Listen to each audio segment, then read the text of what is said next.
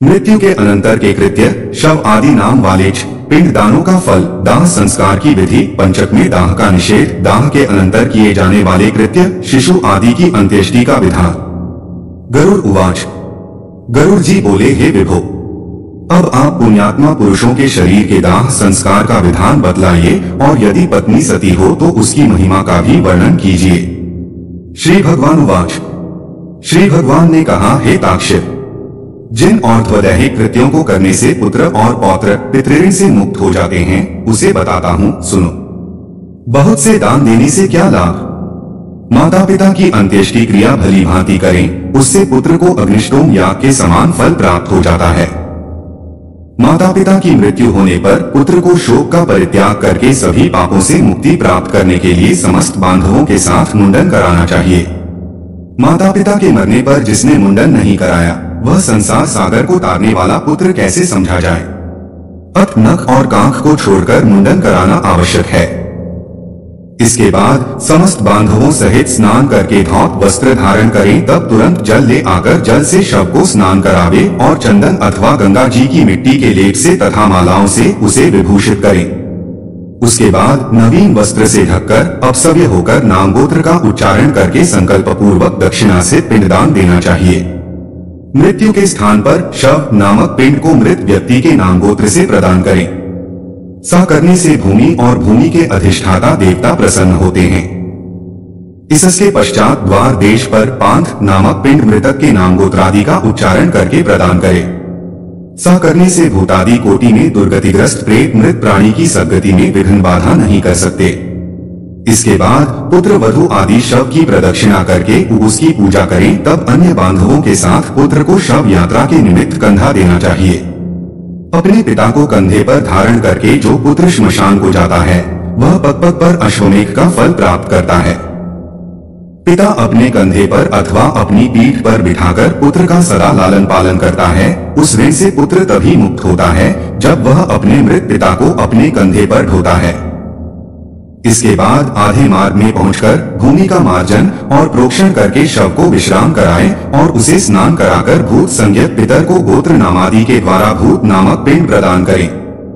इस पिंडदान से अन्य दिशाओं में स्थित पिशाच, राक्षस, यक्ष आदि उस हवन करने योग्य देह की हवनीयता अयोग्यता नहीं उत्पन्न कर सकते। उसके बाद श्मशान में ले जाकर उत्तराभिमुख स्थापित करें।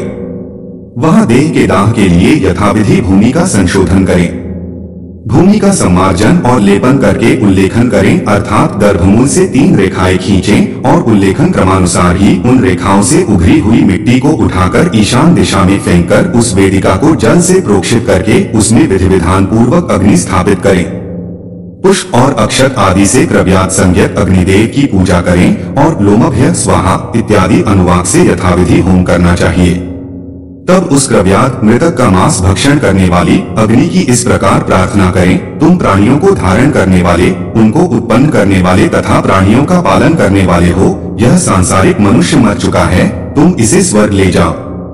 इस प्रकार क्रव्यात संज्ञक अग्नि की प्रार्थना करके वहीं चंदन, तुलसी, पलाश और पीपल की लकड़ियों से चिता का निर्माण करें और घर का अन्न नहीं खाना चाहिए। मृतक के स्थान को लीपकर वहां 12 दिन तक रात दिन दक्षिणाभिमुख अखंड दीपक जलाना चाहिए। हे ताक्षिप, शवदाह के दिन से लेकर 3 दिन तक सूर्यास्त होने पर श्मशान भूमि में अथवा चौराहे पर मिट्टी के पात्र में दूध तथा जल देना चाहिए। काठ की 3 लकड़ियों को दृढ़ता पूर्वक सूत से बांधकर अर्थात तिगोड़िया बनाकर उस पर दूध और जल से भरे हुए कच्चे मिट्टी के पात्र को रखकर यह मंत्र पढ़े, हे प्रेत, तुम श्मशान की आग से जले हुए हो, बांधवों से परित्यक्त हो, यह जल और यह दूध तुम्हारे लिए है, इसमें स्नान करो और इसे पियो। याज्ञवल्क्य स्मृति 3:17 की मिताक्षरा में विज्ञानेश्वर ने कहा है कि प्रेत के लिए जल और दूध पृथक पृथक पात्रों में रखना चाहिए और प्रेत अत्रस्नाही कहकर जल तथा पिपचेदम कहकर दूध रखना चाहिए। साग्निक जिन्होंने अग्न्याधान किया हो को चौथे दिन अस्थि संचय करना चाहिए और निषिद्ध वार तिथि का विचार करके निरग्नि को तीसरे अथवा दूसरे दिन अस्थि संचय करना चाहिए। अस्थि संचय के लिए श्मशान भूमि में जाकर स्नान करके पवित्र हो जाए।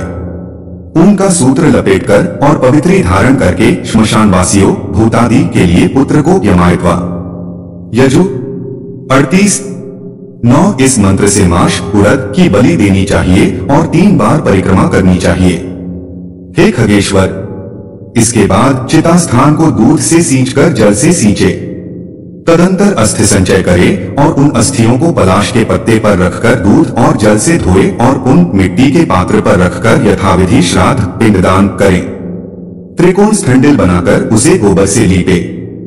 दक्षिणाभिमुख होकर स्थपिंडल के तीनों कोनों पर 3 पिंडदान करें।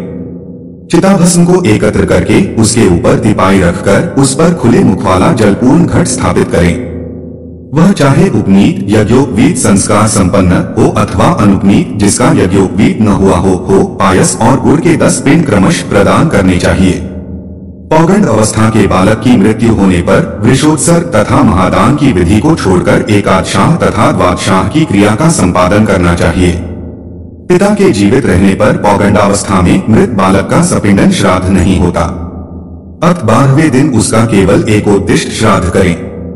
स्त्री और शूद्रों के लिए विवाह ही व्रतबंध स्थानीय संस्कार कहा गया है। व्रत अर्थात उपनयन के पूर्व मरने वाले सभी वर्णों के मृतकों के लिए उनकी अवस्था के अनुकूल समान क्रिया होनी चाहिए।